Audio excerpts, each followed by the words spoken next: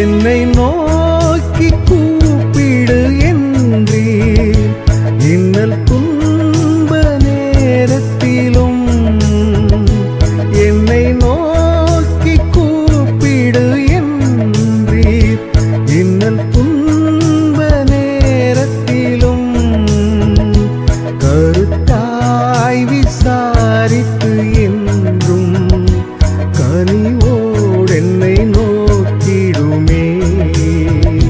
கருத்தாய் விசாரித்து என்றும் கனிவோடு என்னை நோக்கிடுமே.